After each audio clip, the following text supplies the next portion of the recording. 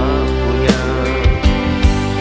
Semua yang ku persembahkan dan ku lakukan bagi Tuhan, memberitakan Injil dan melayani serta memberi pada yang tak punya. Namun apapun juga itu semua, bila tujuan yang sebenarnya hanyalah untuk mengharap dan mendapatkan imbalan dari Tuhan. Bila yang jadi tujuannya ternyata hanya untuk diri sendiri saja dan bukan murni bagi Tuhan, bagaimana dapat menyenangkannya?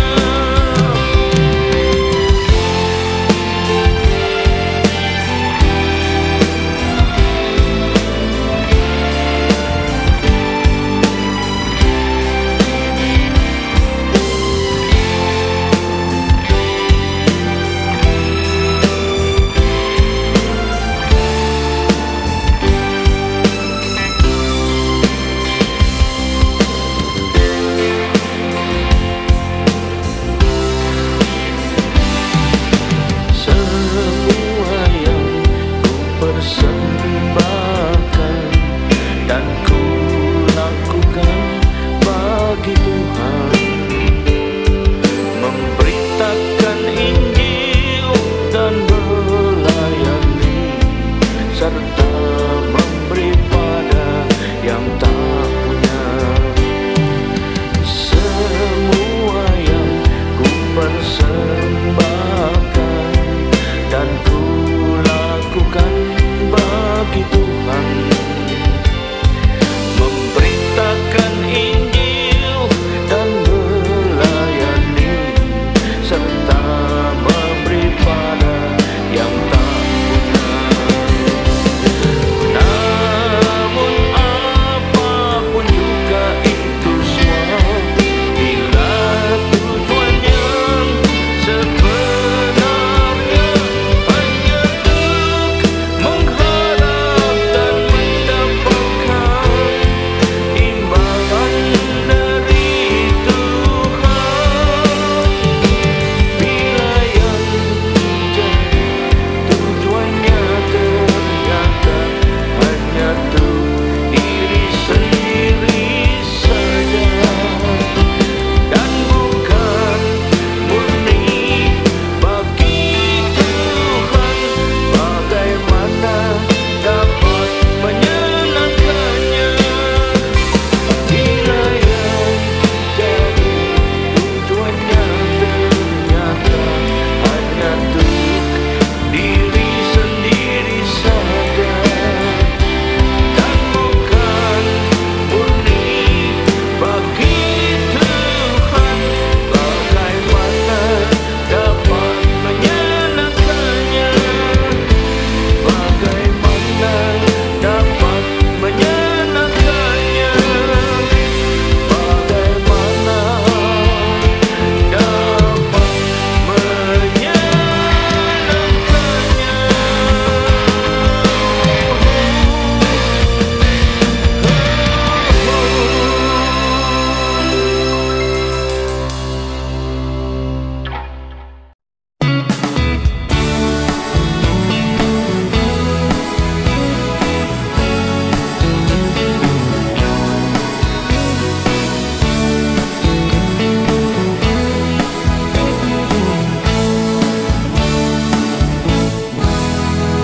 bila kau merasakan jiwamu mulai lemah, berserulah kepada Tuhan, Dia akan beri kekuatan. Bila kau merasakan hidupmu semakin semakin susah, berserulah kepada Tuhan.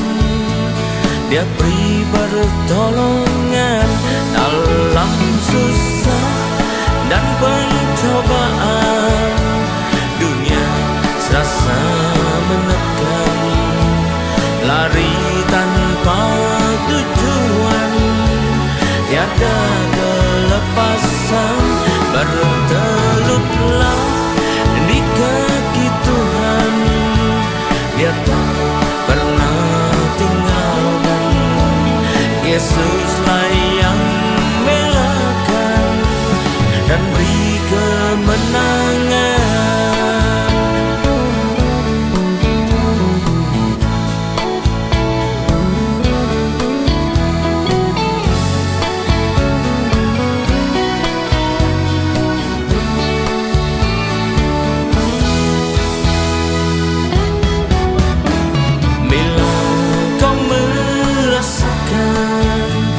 Jiwamu mulai lemah, berserulah kepada Tuhan. Dia akan beri kekuatan. Bila kau merasakan hidupmu semakin susah, berserulah kepada Tuhan. Dia beri pertolongan dalam susah dan pencobaan. Dunia serasa menekan, lari tanpa tujuan, tiada kelepasan. Bertelutlah di kaki Tuhan, Dia tak pernah tinggalkan. Yesuslah yang belakan dan beri kemenangan dalam susah dan pencobaan. Dunia serasa menekan, lari tanpa tujuan, tiada kelepasan. Bertelutlah di kaki Tuhan, Dia tak pernah tinggalkan. Yesuslah yang belakan dan beri kemenangan. Yesuslah yang belakan dan beri kemenangan. Yesuslah yang belakan dan beri kemenangan.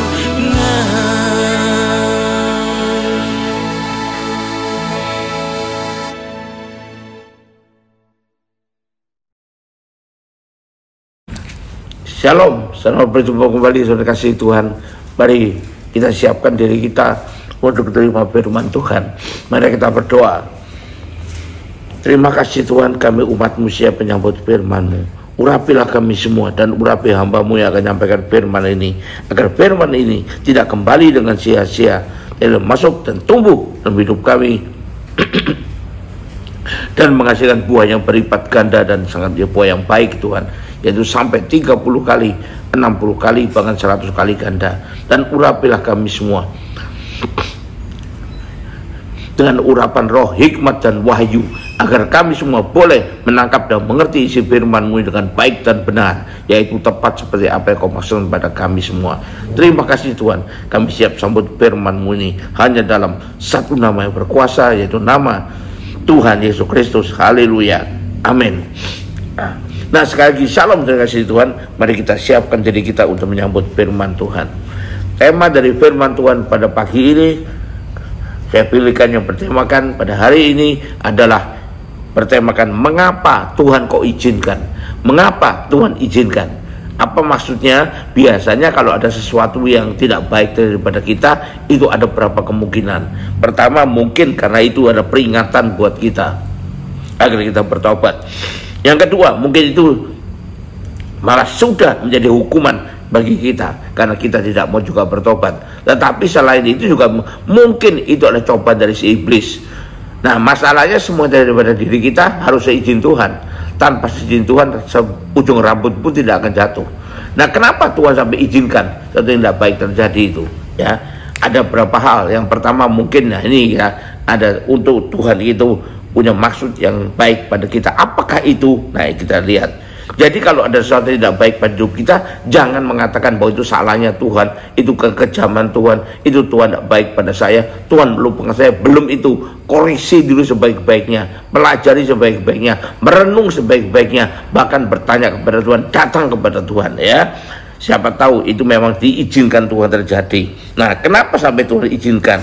Yang pertama, kenapa sesuatu yang tidak baik Tuhan izinkan terjadi? Untuk mengingatkan kita, supaya kita jangan terus terlanjur jatuh, terus bisa berbalik, bertobat, kembali ke jalan yang benar, kembali kepada Tuhan. Nah, kalau kita sudah menyimpang dari jalan Tuhan, maka Tuhan izinkan yang tidak baik itu terjadi untuk mengingatkan kita, antara lain ya, atau bahkan Tuhan sendiri yang akan menjewer telinga kita, kasarnya begitu ya, istilahnya, supaya kita ingat dan berbalik kepada Tuhan dan tidak terlena terus dalam dosa itu. Ya, kita bisa baca Ibrani 12 ayat 5 sampai 8. Justru karena Tuhan mengasihi kita, maka Tuhan itu membiarkan itu terjadi, atau bahkan Tuhan sendiri yang mengajar kita untuk mengingatkan kita. Ibrani 12 ayat 5 sampai 8 ya. Dan sudah lupakah kamu akan nasihat yang berbicara kepada kamu seperti kepada anak-anak? Hai anakku, janganlah anggap enteng didikan Tuhan, dan janganlah putus asa bila engkau diperingatkannya. Jadi jangan putus asa kalaupun itu terasa tidak enak, karena kita sedang diperingatkan. Kalau Tuhan sedang mengizinkan terjadi, atau Tuhan memperingatkan kita, karena Tuhan menghajar orang yang dikasihinya, tentu tujuannya baik ya, dan Ia menyesah orang yang diakuinya sebagai anak. Jika kamu harus menanggung ganjaran, Allah penanggung kamu seperti anak. Artinya ya, di manakah terdapat anak yang tidak dihajar oleh ayahnya? Tapi jikalau kamu bebas dari ganjaran yang harus diderita tiap orang, maka kamu bukanlah anak, tetapi anak-anak gampang. Nah ini, atau bukan anak sebetulnya, tapi anak yang lain, anak haram dan sebagainya, anak-anak gampang ya. Jadi sekalipun terasa menyakitkan, sekalipun terasa tidak menyenangkan, tapi itu sebetulnya adalah untuk kebaikan kita juga, supaya kita kembali kepada jalan yang benar. Jangan terus terlanjur membuat kita malah putus asa, tapi biarlah itu buat kita menjadi sadar. Putus asa, menyalahkan Tuhan, bahkan mungkin undur daripada Tuhan, makin jauh dari Tuhan, tapi biar kita sadar dan kembali kepada Tuhan. Jadi yang pertama adalah untuk mengingatkan kita, mengajar kita, kasarnya, supaya kita jangan terlanjur jatuh terus tidak mau kembali kepada jalan yang benar. Yang kedua, Tuhan izinkan itu terjadi untuk membentuk kita, untuk melatih kita ya. Kita bisa baca dulu Zakaria 13 ayat 9. Aku akan menaruh sepertiga itu ke dalam api, dan akan memurnikan mereka seperti orang memurnikan perak. Aku akan menguji mereka seperti orang menguji emas. Mereka akan memanggil namaku, dan aku akan menjawab mereka. Aku akan berkata, mereka adalah umatku, dan mereka menjawab, Tuhan adalah Allahku.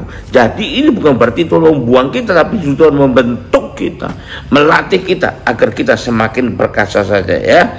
Seperti seorang prajurit komando, dia harus menjalani latihan-latihan yang berat sekali, bahkan amat berat, untuk menjadi prajurit yang gagah perkasa. Nah itu yang pertama. Yang kedua, kita baca di Wahyu 3 ayat 18. Bayangkan latihan dari harus dilalui oleh prajurit komando itu tidak mudah, berat, bahkan terasa menyakitkan, tapi untuk dia jadi prajurit yang gagah perkasa.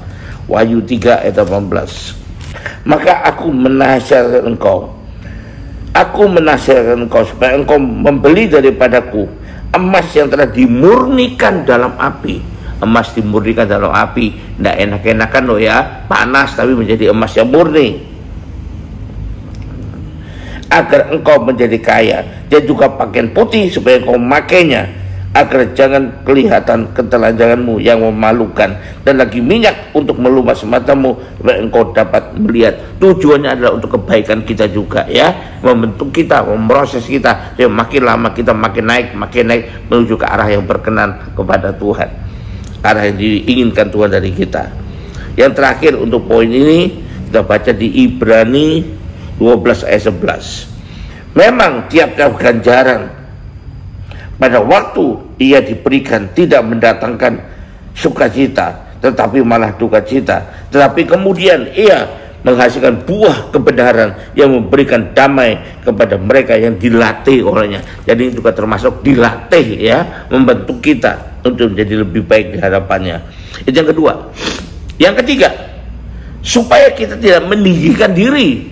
Mungkin kalau dibiarkan keberhasilan terus, kita bisa meninggikan diri atau membanggakan diri kemana-mana, memasyhurkan diri, maka kita diizinkan mengalami yang tidak enak seperti itu. Itu terjadi juga pada Paulus. Kita baca di 2 Korintus ya, 2 Korintus 12 ayat 7 sampai 10. Dan supaya aku jangan meninggikan diri karena penyataan yang luar biasa itu. Kita tahu Paulus dipakai Tuhan secara luar biasa, sehingga bisa saja kalau dia tidak sadar bisa meninggikan dirinya, menyombongkan dirinya, membesar-besarkan dirinya, bukan lagi membesarkan Tuhan. Maka supaya tidak meninggikan diri, aku diberi suatu duri dalam daging, katanya, kata Paulus ya, yaitu seorang utusan iblis untuk menggocok aku, supaya aku jangan meninggikan diri. Itu ulang lagi, jangan meninggikan diri. Tentang hal itu aku sudah 3 kali berseru kepada Tuhan supaya utusan iblis itu mundur daripadaku. Tetapi jawab Tuhan padaku, cukuplah kasih karuniaku bagimu, sebab justru dalam kelemahanlah kuasaku menjadi sempurna. Sebab itu terlebih suka aku bermegah atas kelemahanku, supaya kuasa Kristus turun menaungi aku, kata Paulus gitu ya. Karena itu aku senang dan rela dalam kelemahan, di dalam siksaan, di dalam kesukaran, di dalam penganiayaan dan kesesakan oleh karena Kristus. Sebab jika aku lemah, aku kuat. Nah, itu sikapnya Paulus menghadapinya ya.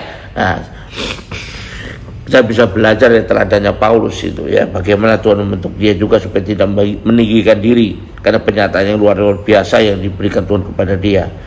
Ini juga adalah salah satu seperti tindakan pembentukan dari Tuhan kepada kita, dibentuk supaya tetap rendah hati ya. Bayangkan kalau semua doa orang itu terkabul, lalu kemudian lama-lama dia merasa terlalu pede, percaya diri, tidak lagi mengandalkan Tuhan, tidak lagi percaya dia. Pokoknya aku minta aja, pasti aku dapatkan, pasti aku bisa, pasti aku bisa. Jadi kalau pasti aku bisa, lama-lama bisa meninggikan diri, bukan lagi tunggu Tuhan, bukan lagi butuh Tuhan, tapi aku sendiri sudah bisa. Berbahaya itu ya, terjadi pada diri kita. Kita perlu berhati-hati. Itu yang ketiga. Yang keempat,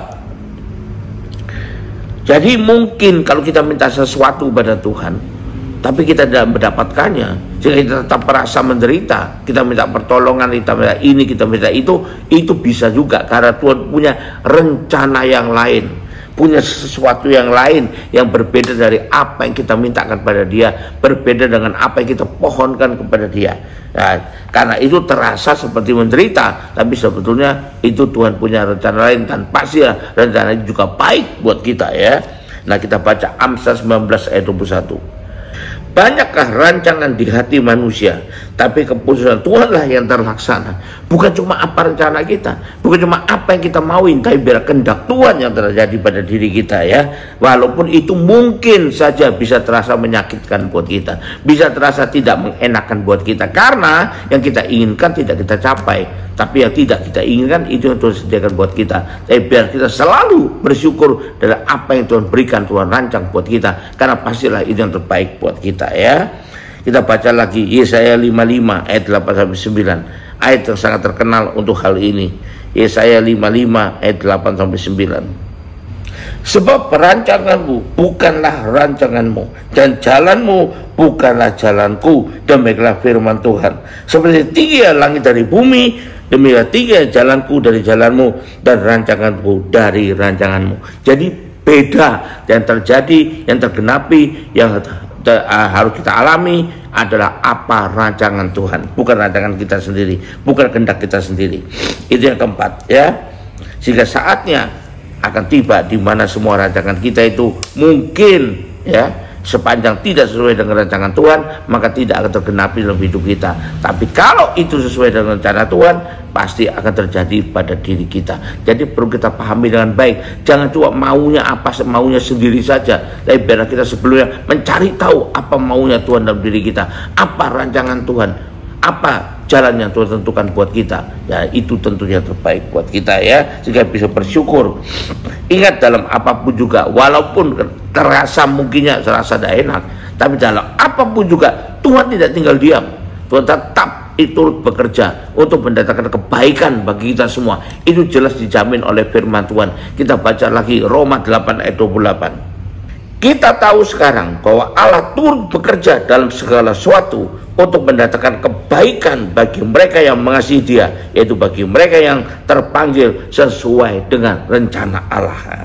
Yang terakhir, yang kelima, ya. Jadi kenapa kok Tuhan izinkan itu, ya, tidak sesuai dengan keinginan kita, nah, mungkin terasa bahkan tidak enak buat kita, ya, adalah agar itu bisa menjadi pelajaran teladan bagi orang lain juga. Nah, yang melihat, yang mengerti tentang kita bisa belajar juga. Ini jadi teladan juga buat mereka. Seperti apa yang dialami oleh Lut misalnya, ya. Kita baca Kejadian 19 ayat 26. Kejadian 19 ayat 26. Jadi teladan bagaimana kita harus mentaati, mengikuti semua perintah Allah dengan sebaik-baiknya. Kejadian 19 ayat 26. Tetapi istri Lot, ya, kita tahu Tuhan kan ngirim malaikatnya, dan malaikat nuntun sekeluarga Lot untuk keluar dari kota di mana dia tinggal karena mau dimusnahkan Tuhan. Dan jangan menoleh ke belakang, katanya. Tapi istri Lot kemudian noleh ke belakang karena merasa sayang dengan apa-apa yang dia tinggalkan.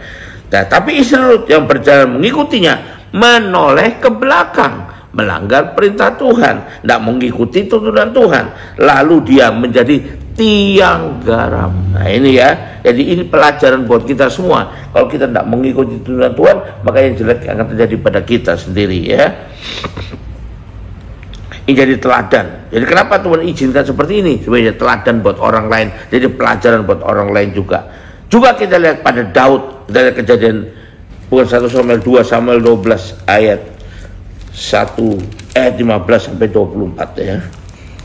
Nah, kemudian pergilah Nathan ke rumahnya, dan Tuhan setelah Daud bersinah dengan Bathsheba, merancang pembunuhan istri suaminya Uria, lalu kemudian mengambil Bathsheba jadi istrinya.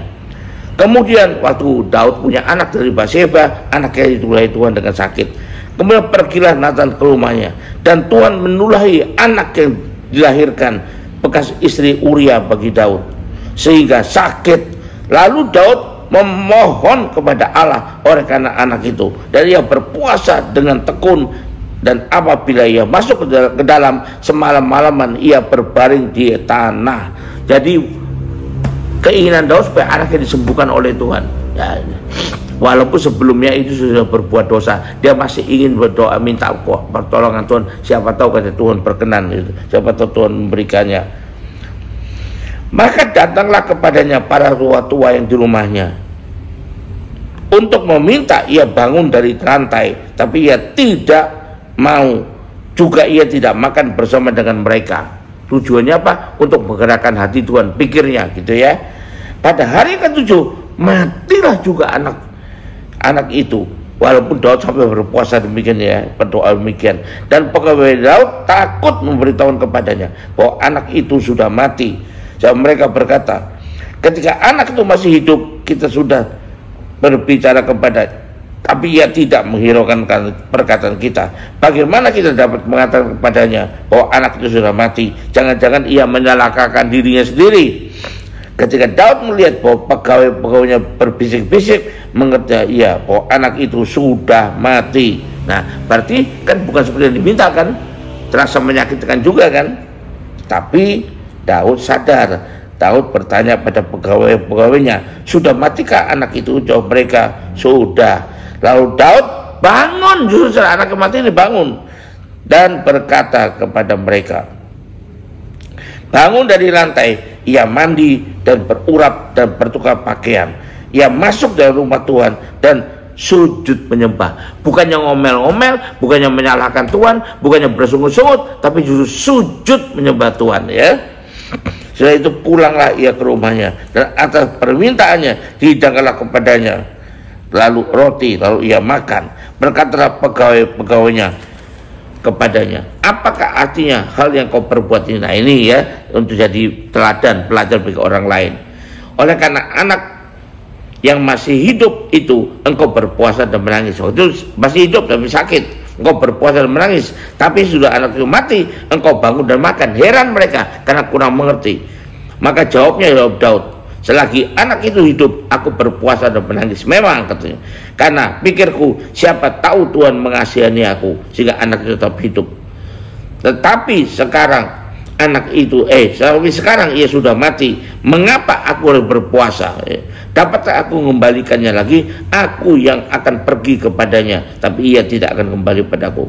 Kemudian Daud menghibur hati Batsyeba, istrinya, yang menghampiri perempuan itu dan tidur dengan dia, dan perempuan itu melahirkan lagi seorang anak laki-laki. Lalu Daud beri anak itu nama Salomo. Tuhan mengasihi anak itu, dan dengan perantara Nabi Nathan ia menyuruh menamakan anak itu Yedijah oleh karena Tuhan. Nah, kita melihat, jadi ini ada contoh yang diberikan Daud, telah diberikan oleh hidupnya Daud kepada kita semua, ya. Kita perlu belajar daripadanya supaya kita tahu juga kenapa itu semua terjadi, dan itu adalah untuk menunjukkan tuntunan Tuhan, menunjukkan tindakan Tuhan kepada kita semua, sehingga kita tidak bersungut-sungut kepada Tuhan, tapi kita tetap memuliakan Tuhan seperti yang dilakukan oleh Daud. Jadi kesimpulannya bagaimana? Jadi kenapa kok harus terjadi sesuatu yang tidak enak yang Tuhan izinkan? Pertama, untuk mengingatkan kita agar kita sadar akan kesalahan kita, agar jangan diteruskan terlalu jatuh itu, ya. Yang kedua, dan kita berbalik pada jalan yang benar. Yang kedua, untuk membentuk kita, untuk melatih kita jadi makin perkasa, makin naik tinggi levelnya, dan makin berkenan kepada Tuhan. Yang ketiga, supaya kita tidak meninggikan diri kita, membanggakan diri kita, mengeluh-elukan diri kita sendiri, mencari ketenaran di mata orang saja, ya. Yang keempat, karena Tuhan punya rencana yang lain, punya rancangan yang lain yang berbeda dengan apa yang kita inginkan. Yang terakhir, baik kita bisa menjadi pelajaran dan teladan bagi orang lain juga. Haleluya, puji Tuhan. Mari kita akhiri ibadah ini dengan terima berkat dari Tuhan. Angkat dua tanganmu dan terima berkat Tuhan. Kembalilah ke aktivitas masing-masing dengan berkat yang terbaik dari Allah Bapa di sorga, dengan kasih karunia dan damai sejahtera dari Tuhan kita Yesus Kristus, juga dengan persekutuan, pertolongan, penghiburan, kekuatan, dan terutama urapan yang penuh dari Roh Kudus, yang berikan pada kita kemauan dan kemampuan untuk memahami dengan baik Tuhan kita ini dengan sebaik-baiknya, dan sungguh-sungguh mengikuti tuntunannya kepada kita. Dan biarlah itu menyertai kita mulai saat ini sampai sepanjang tahun ini, sampai Maranatha, bahkan sampai selama-lamanya. Yang percaya dalam terima berkat Tuhan ini, sama-sama katakan amin. Tuhan Yesus berkati kita semua. Sampai jumpa. Haleluya.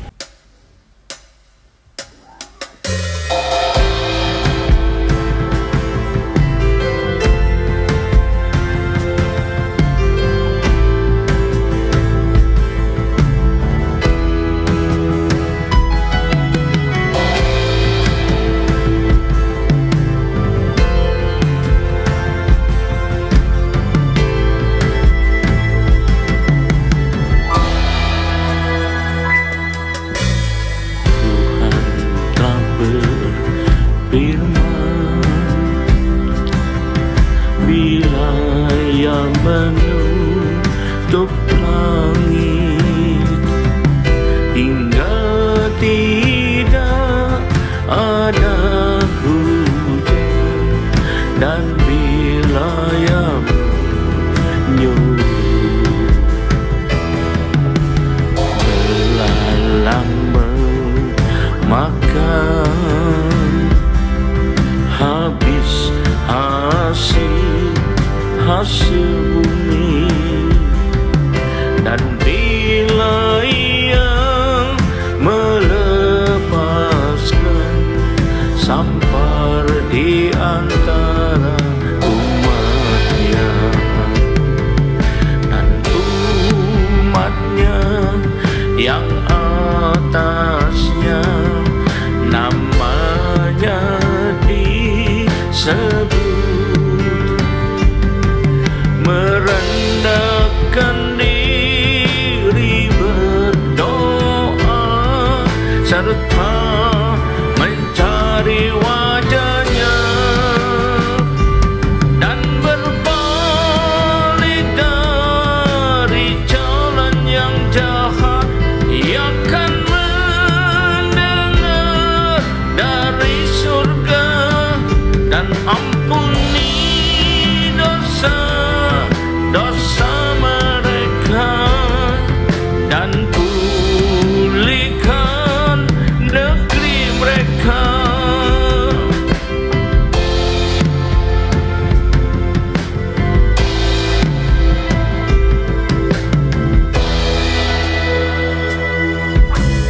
Tuhan telah berfirman, bila Ia menutup langit hingga tidak ada hujan, dan bila Ia menyuruh belalang memakan habis hasil bumi, dan bila Ia melepaskan sampar di antara umatnya, dan umatnya yang atas